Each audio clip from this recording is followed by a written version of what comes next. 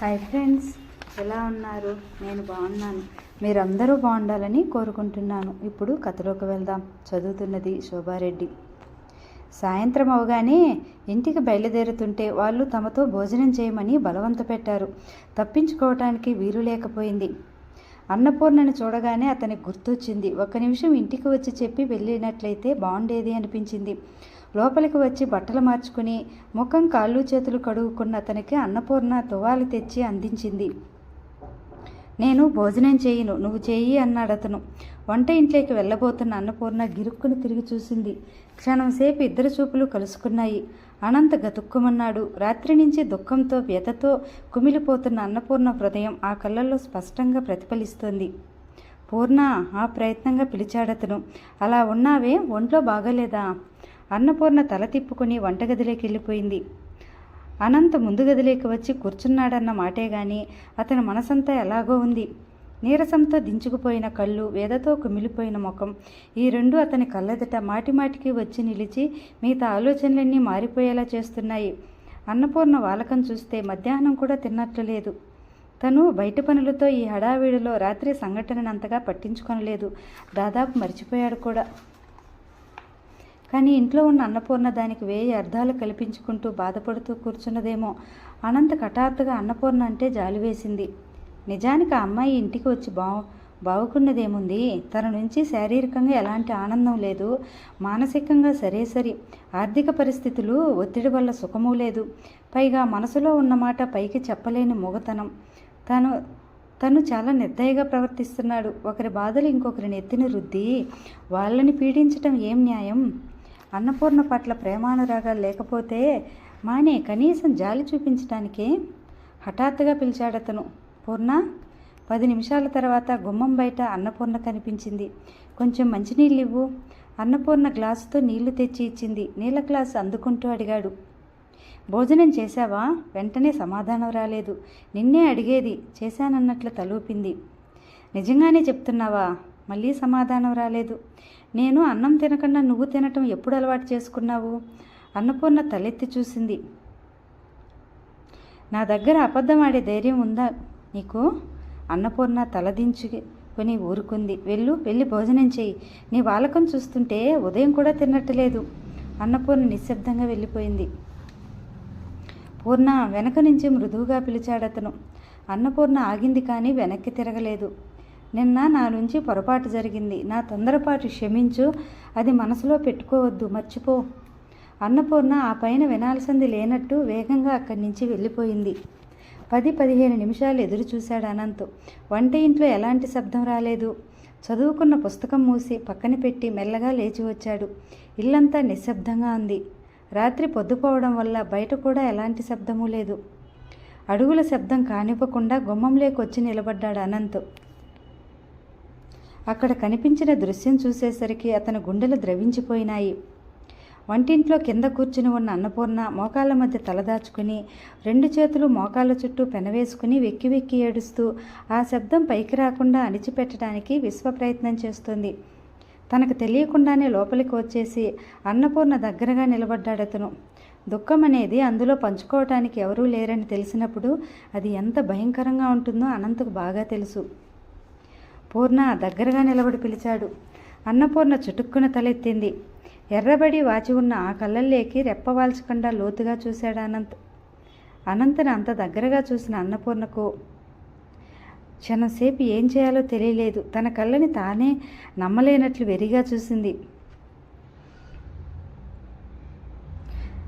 మళ్ళీ వెంటనే తప్పు చేసిన దానిలా తలదించేసుకుంది.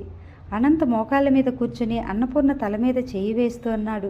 ఎందుకు ఏడుస్తున్నావు? తన స్పర్శ తగలటంలోనే అన్నపూర్ణ ఉలిక్కిపడడం అతను గమనించకపోలేదు.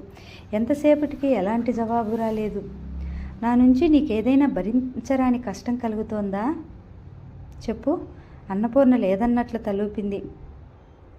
అనంత వంట ఇంట్లో నలుమూలలా కలయజూశాడు.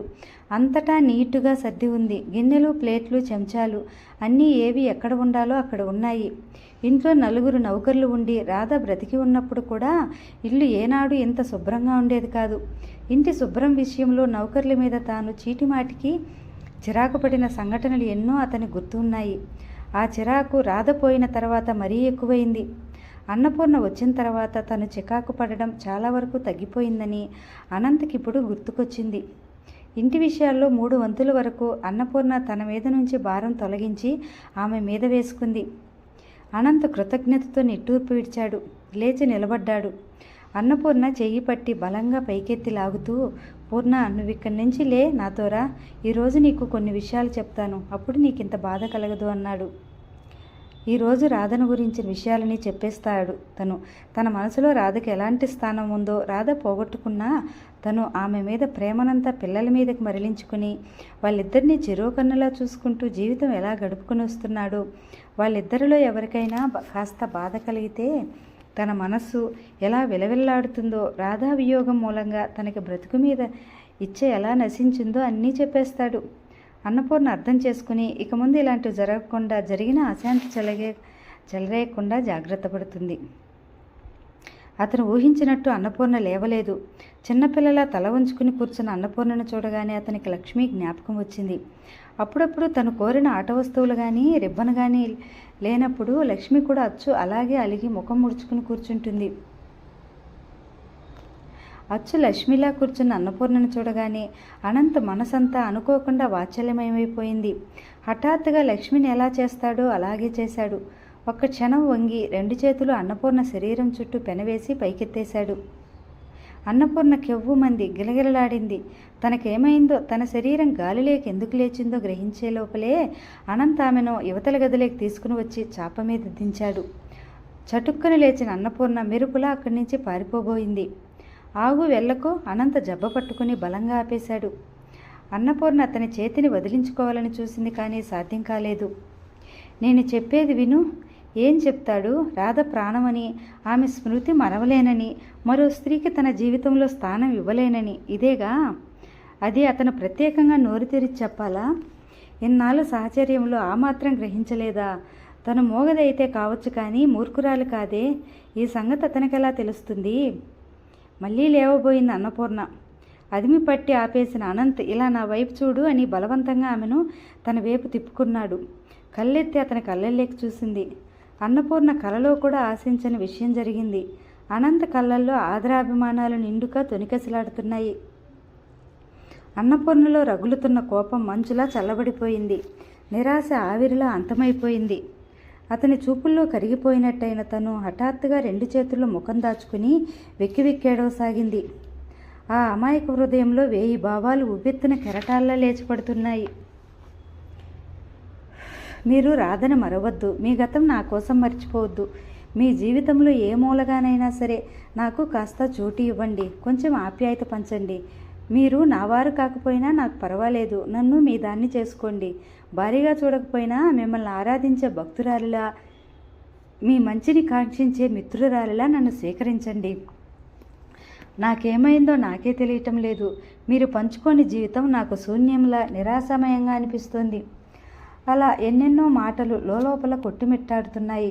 ఏ ఒక్కటి పైకి చెప్పే శక్తి లేదు. భగవాన్, నన్నెందుకు మాటలు రాని దాన్ని చేశావు? నేనేం పాపం చేశాను? రోధిస్తున్న అన్నపూర్ణ తలని అనంత దగ్గరకు లాక్కుని గుండెల్లో హత్తుకున్నాడు.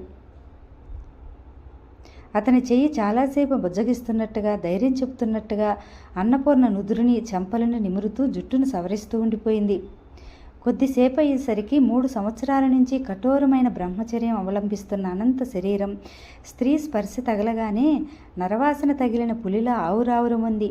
ఒక్క నిమిషం సర్వం మరిచి వయసుకు బానిసైన అతను అన్నపూర్ణని కోర్కెలతో గుండెలు కదుముకున్నాడు. ఆ రాత్రి నిజమైన భార్యాభర్తలయ్యారిద్దరూ. మర్నాడు అన్నపూర్ణ లేచేసరికి చాలా పొద్దెక్కింది. కిటికీలో నుంచి ఎండ వచ్చి మీద పడుతుంటే కంగారుగా లేచి కూర్చుంది. చాప మీద ఎర్రటి గాజులు పగిలి ముక్కలాగా కనిపించాయి.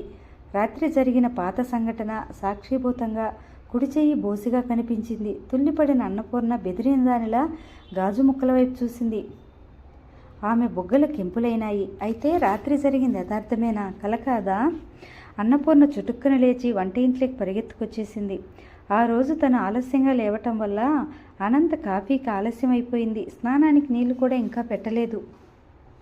వంట ఇంట్లో చకచకా పనిచేస్తున్న అన్నపూర్ణకి చెవులు 2 అనంత్ అలికిడి కోసం ఎదురు చూడసాగాయి. అరగంట అయింది, గంట గడిచింది, అతని సవ్వడే వినరాలేదు. ఇంకా నిద్ర లేవలేదా అన్న అనుమానం వచ్చింది.